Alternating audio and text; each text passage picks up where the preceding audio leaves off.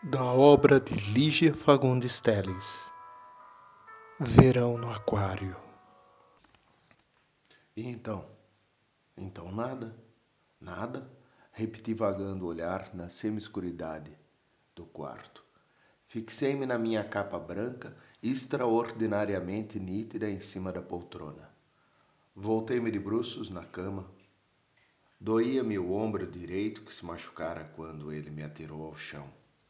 Por que aquela brutalidade? Por que o ódio? Ou melhor, nem era ódio, era aflição, desespero.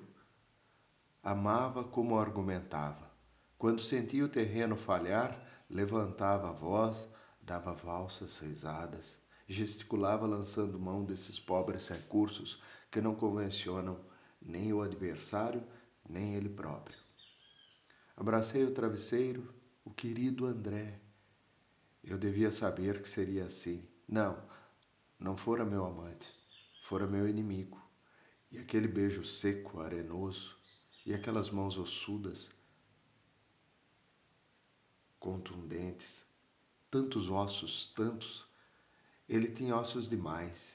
E então, o que é que eu fora buscar afinal? O amor?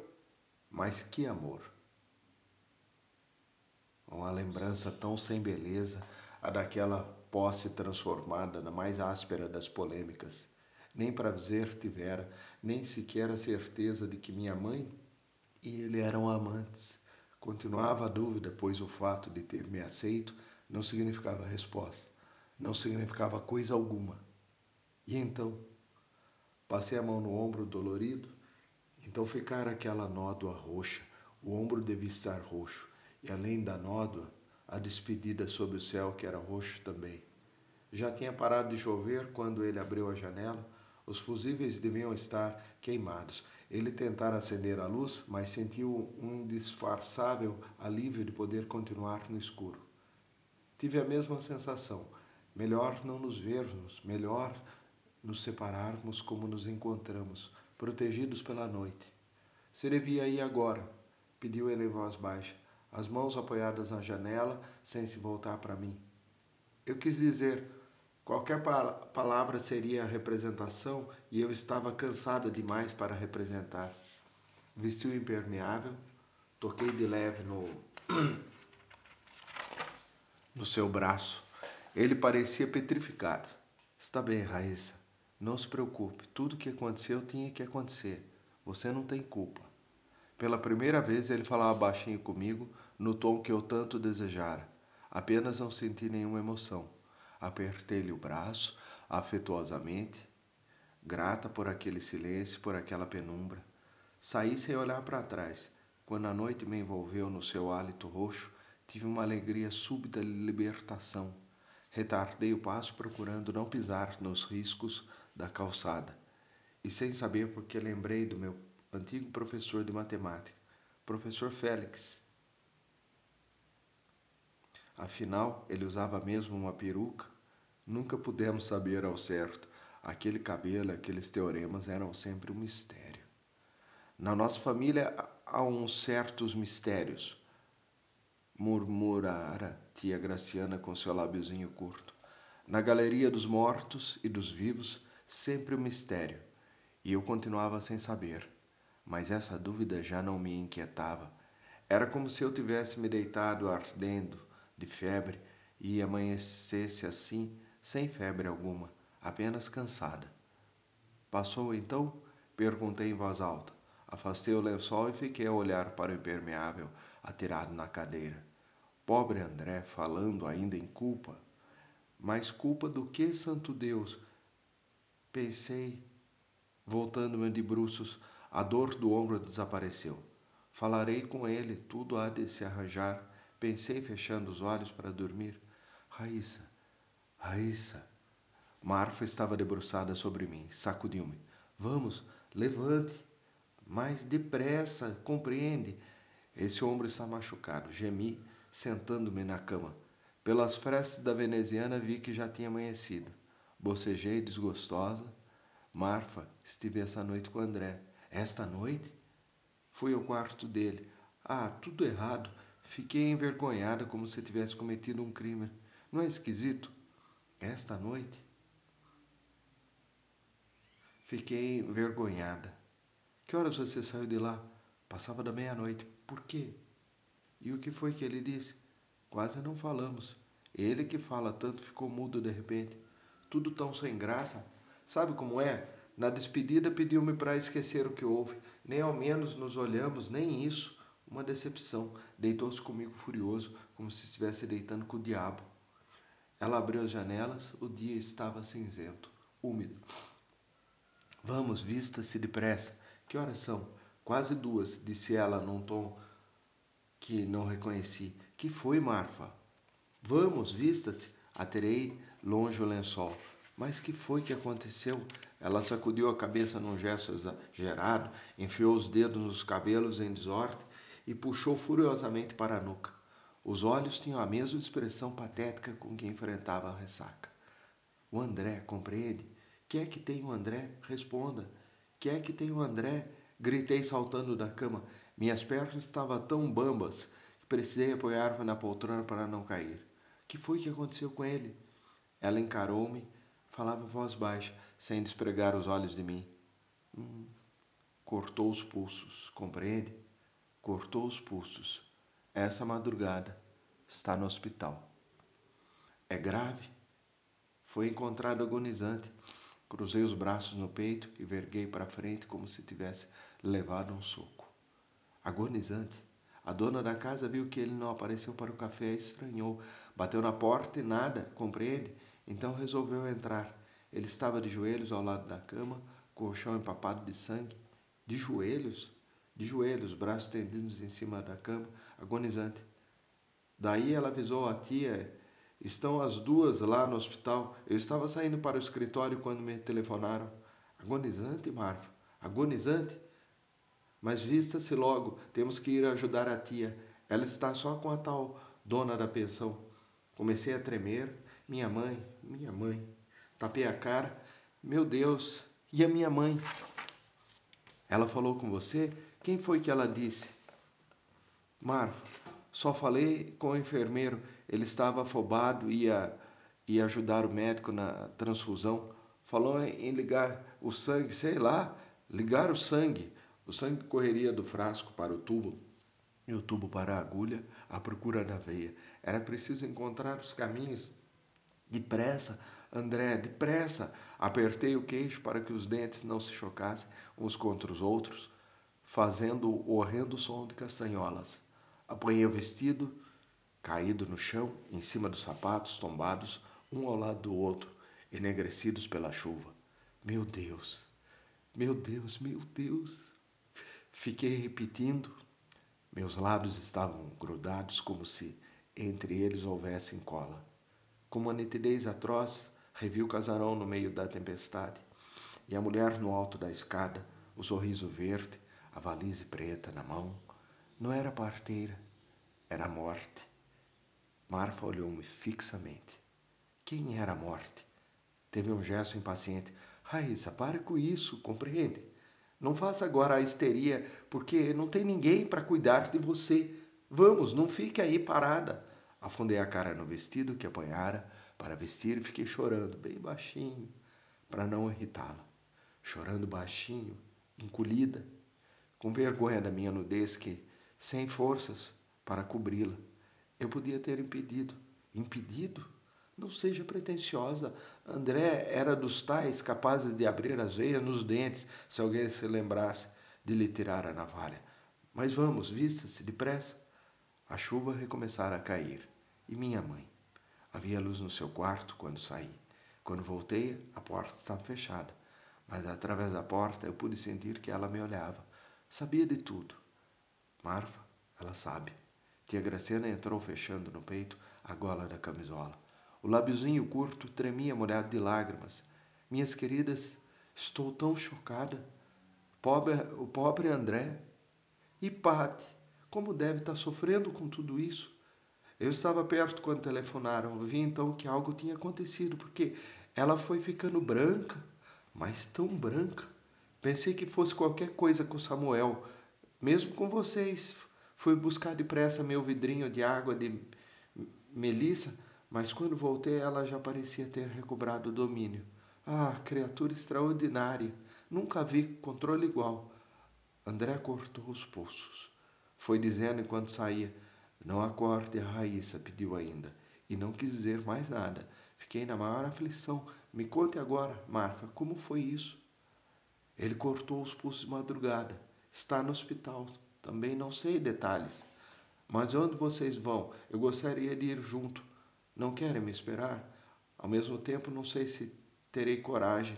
Fico tonta quando vejo sangue. Pobre da Pati, tão amiguinhos. Ele era uma flor. Marfa me conduzia como se conduz uma cega.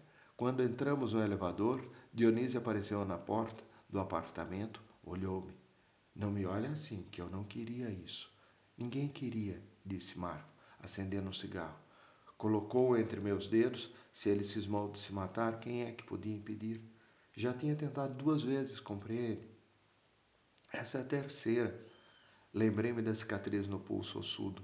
A terceira? Quem foi que te contou, Marfa? A tia. Tivemos uma longa conversa sobre isso. Ele tinha mania de suicídio. E não devia, compreende? Todas as voltas com a igreja não combina. Ninguém me disse nada. Por que ela não me avisou? Avisar para quê? Perguntou Marfa, cobrindo a cabeça com o capuz. Arrastou-me com violência para o meio da rua. Tenho nojo de guarda-chuva, mas ainda acabo comprando um. Onde um táxi? Numa hora dessas? Onde? Escondi a cara na gola do impermeável. A chuva caía mais branda. Ah, se ao menos desabasse uma tempestade. Era preciso que fosse uma tempestade. A gente ressuscita com qualquer tempo, menina. Afundei a cabeça no peito de Marfa. André, respire fundo, resista. Resista. Raíssa, controle-se. Pare de chorar, que estamos dando escândalo. O que vai ser da minha mãe? O que vai ser dela? Raíssa, você está gritando, compreende? Não adianta gritar. Controle-se, por favor. Apoiei-me no seu braço e cerrei os olhos. Os carros passavam lotados e a chuva escorrendo, uma chuva doce, sem caráter.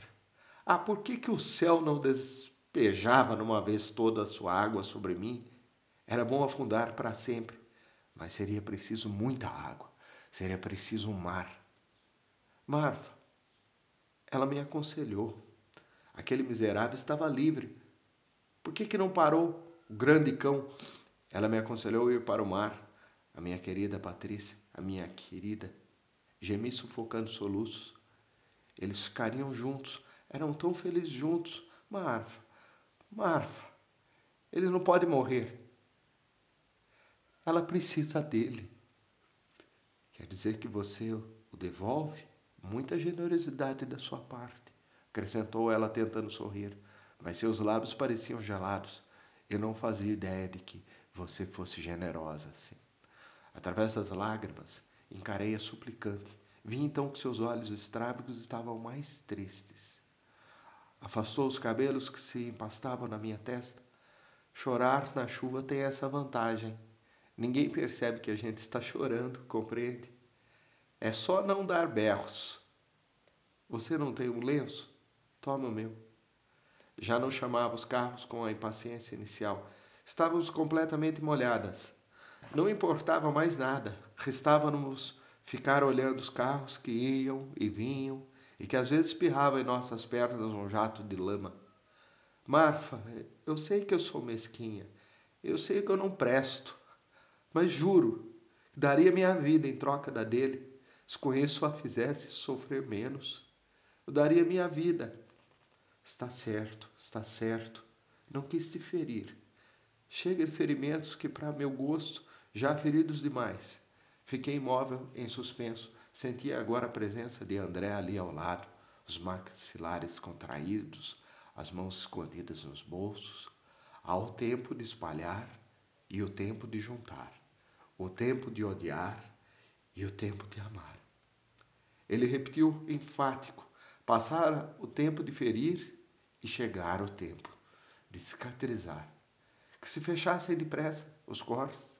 Desejei, vendo a água da chuva correr para o bueiro. Cerrei os punhos, nada podia fazê-la parar.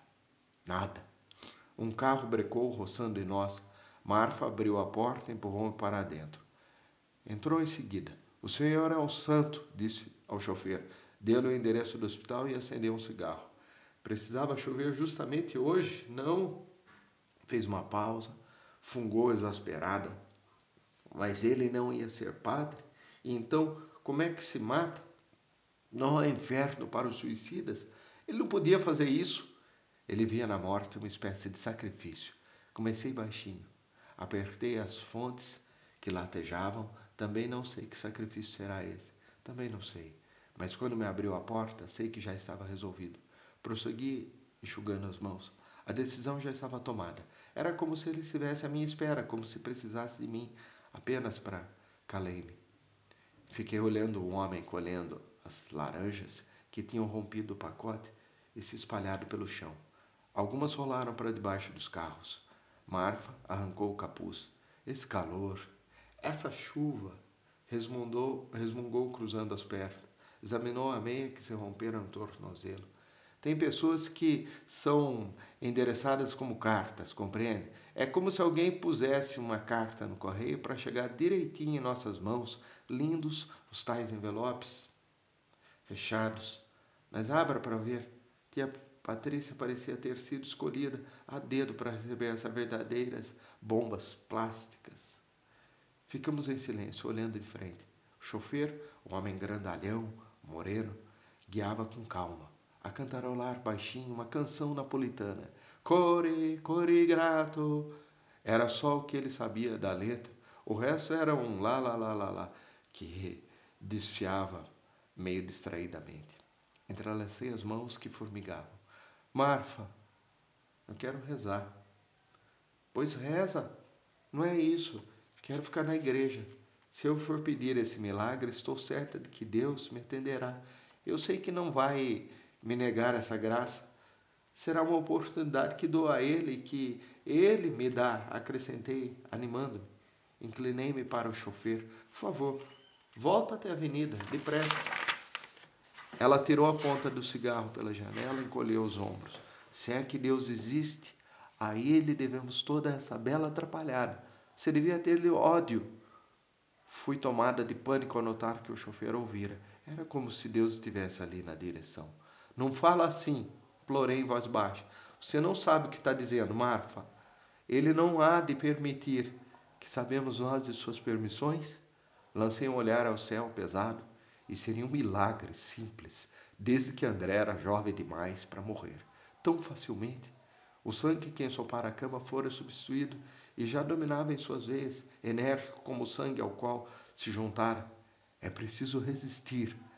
Ele vivia aconselhando. É preciso, sim, André, é preciso. As nuvens fechavam-se como um muro de cimento. Lembrei-me daquela tarde distante, a primeira em que eu encontrei na sala com ela. André, esta é minha filha. Tanta coisa tinha se passado, tanta. Contudo, a antiga pergunta persistia.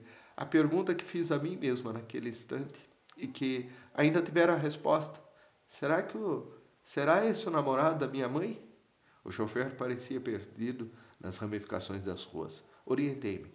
Deixara de cantarolar e agora nos olhava inquieto através do espelhinho do carro. Aconteça o que acontecer, eu voltarei. Fique à minha espera, compreende? Disse Marfa, apertando minha mão. Lá está a sua igreja. Não saia nem sem eu chegar, ouviu bem? Não demoro, acrescentou, me impelindo para fora. Quando voltei em meio da escadaria, ela ainda me vigiava de dentro do automóvel à espera de que eu entrasse para então poder partir. Senti-me menina outra vez. Minha prima mais velha era quem me dirigia, como nas antigas brincadeiras. E embora eu me rebelasse com sua autoridade, no fundo do coração achava melhor que fosse assim. A igreja estava quase vazia. Sentei-me, encolhida no degrau que dava acesso ao altar da Virgem, e fiquei olhando as velas acesas, espalhadas por entre as pedras, que formavam o aconchego da gruta. Aspirei o cheiro ardente das chamas. A forma ambígua, como Marfa avisara, não demora. Era como dissesse que não havia mais nada a fazer. Mais nada, Marfa? Fechei os olhos. Via agora nos preparativos para a morte. A roupa preta, a cama arrumada, os joelhos no chão duro e a oração feita em voz alta, as mãos fortemente entrelaçadas. Havia alegria em sua voz, a alegria de ter vencido o medo, pela terceira vez tê-lo vencido diante do fio da navalha. As antigas cicatrizes indicavam, experientes, a direção dos golpes, e a dor, tornando-se quase um prazer a fechar num espasmo os maxilares fundidos numa só peça. A vertigem, o suor gelado pingando no nervosismo.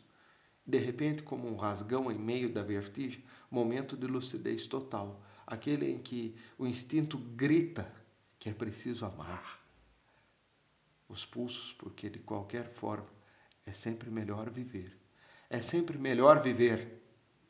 Mas o sangue escorrendo pelos braços estendidos compõe na perfeição o gesto da oferenda, o cansaço, a sonolência, lá longe, mas bem longe, alguém chamando numa voz que vai se dissolvendo no éter. André! E as pancadas mais próximas que podem vir da porta ou do coração. Pensei no meu pai e concentrei-me na oração sem palavras. Só o pensamento ardendo como aquela vela equilibrada na pedra, cuja chama parecia querer me alcançar. Cravei as unhas nos braços, as unhas curtas demais. Não vai me negar essa oportunidade, não é mesmo? Perguntei abrindo as mãos no chão. Houve um arfar de velas que me fez sorrir secretamente. Acabávamos de fazer um pacto. Eu retribuiria o milagre com um outro milagre, que seria eu mesmo nascendo outra vez. Não mais as antigas paixões, as antigas dúvidas, não mais o medo. Milagre maior, é preciso lutar. Ele me ordenara tantas vezes, embora inconsciente, empenhava-se nesse instante na mais difícil das lutas. André, cuidado. A menina está bem? Levantei a cabeça. Um padre velhinho estava inclinado sobre mim. Passei nos olhos a manga, no impermeável, e em meio das lágrimas.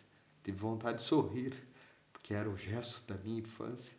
Raíssa, mas onde está seu lenço? Procurei no fundo do bolso. Estou melhor. Queres confessar? Senti uma última lágrima descer sinuosa e se espalhar pela minha boca. Já me confessei, padre. Agora espero um milagre. Ele baixou os olhos encobertos por uma membrana, como os olhos dos cegos. Parecia apreensivo. Um milagre? É caso de doença? Meu irmão está agonizante. Ele calou-se e eu vaguei o olhar pelas nódoas da sua batina. Depois desci até seus sapatos, cambaios de bicos redondos. Tinha pés de menino. Se precisar de mim, me procure, pediu com doçura. Passou a mão na minha cabeça. Deus te abençoe, minha filha. Seus passos ressoaram frios na poeira da laje e se perderam novamente. Em algum vão da igreja, alguém tossiu, abriu o lenço para que secasse ao calor das velas. Apoiei as costas na parede. De repente, tudo aquilo me pareceu já ter acontecido há muito tempo. Era como se, em outra tarde igual, eu tivesse estado naquele mesmo lugar, fazendo os mesmos gestos e à espera do mesmo milagre, enquanto secava nos joelhos o lenço úmido de lágrimas. Tudo estava disposto como já estivera antes.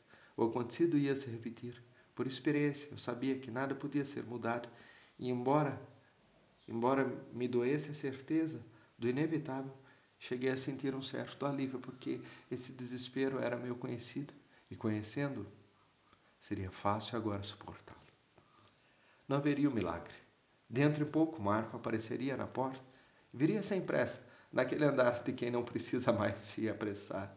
Diria, acabou-se, compreende? Ou nem diria nada, apenas me lançaria um olhar penalizado e eu ficaria sabendo, acabou-se. Lembrei-me do narrador, tragado pelas ondas, e meu rancor pelo mar, que não esperou pela corda. Mas lembrei-me também de que quando chegou a noite e vi ondas estourando na pedra, esqueci o nadador. Eu amava o mar, amava-o acima de tudo. Podia acontecer o que fosse, e eu continuava a amá-lo, com um amor que seria uma espécie de condenação. se nele não houvesse alegria. Que importava os nadadores que iam e vinham? Ele continuava. Cruzei as mãos. Seja feita a vossa vontade. Seja feita a vossa vontade. Mas que ao menos, meu Deus, ela não sofra muito. Em meio de um desfalecimento, vi quando Marfa chegou. Aproximou-se e ficou me olhando a uma certa distância. Levantei-me e esperei que ela dissesse o que tinha a dizer.